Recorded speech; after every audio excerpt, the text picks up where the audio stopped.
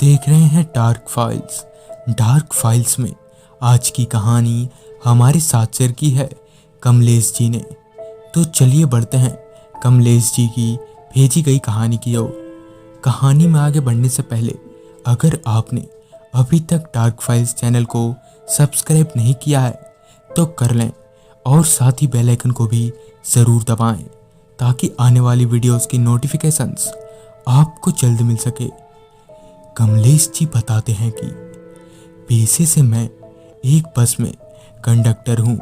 इस काम को करते हुए मेरी लाइफ का एक अच्छा खासा वक्त बीता है।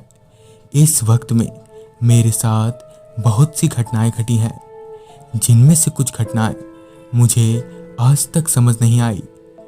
हुआ कुछ यूँ कि इन दिनों मैं एक प्राइवेट बस में कंडक्टर की ड्यूटी कर रहा था, जो कि एक ऑफिस के लोगों को ले जाना और ले जाना था। वो अमावस की रात थी जब मैं और ड्राइवर साहब ऑफिस के लोगों को घर छोड़कर बस को अपने घर की तरफ बढ़ा रहे थे। रात काफ़ी हो चुकी थी, जिस वजह से सड़क पर सिवाय हमारे कोई परिंदा भी नहीं था। अभी हम लोग कुछ दूर गए ही थे कि तभी मेरा सर एकदम से भारी होने लगा और मेरा माथा दर्द से फटने लगा, जिस वजह से मैं तुरंत ही अपना माथा पकड़कर सीट पर बैठ गया। मुझे इस तरह परेशान होता देख ड्राइवर साहब ने पूछा, कमलेश क्या बात है, तुम ठीक तो हो ना?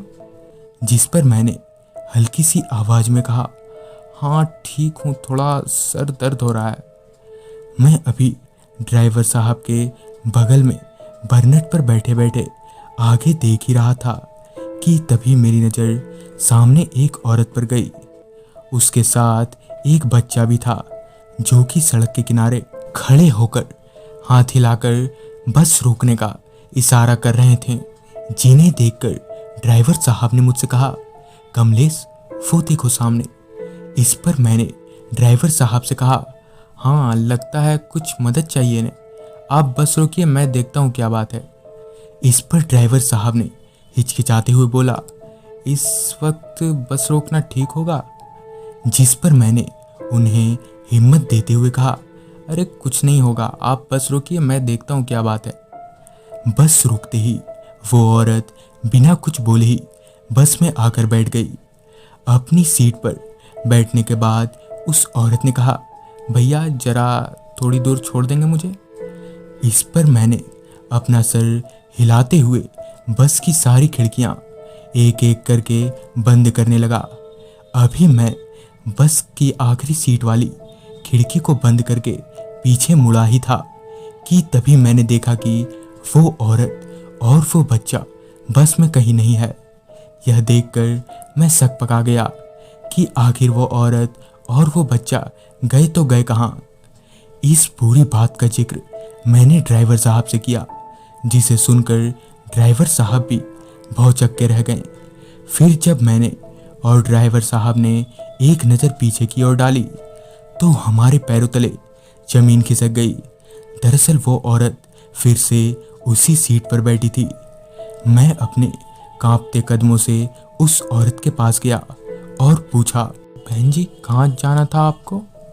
अभी मैंने ये पूछा ही था कि तभी उस औरत ने अपना चेहरा मेरी तरफ घुमाया। उसकी शक्ल इतनी भयानक थी कि डर से मेरा शरीर पानी छोड़ने लगा। वो औरत अपनी खून भरी आंखों से मुझे ही देखे जा रही थी। इतने में ही उस औरत ने मेरा गला पकड़ लिया और मुझे हवा में ऊपर उठा दिया। मेरी जान अब निकलने ही वाली थी कि तभी वो औरत हवा में धुआं हो गई। मैंने बाहर देखा तो बस एक ढाबे के पास रुकी थी, जहां 4-5 लोग खड़े थे। उस दिन ड्राइवर साहब की वजह से मेरी मौत टल गई। तो दोस्तों, ये थी कमलेश जी की भेजी गई कहानी। अगर आपके पास भी ऐसी कोई कहानियां हैं तो हमारे साथ जरूर शेयर करें और देखते रहें डार्क फाइल्स।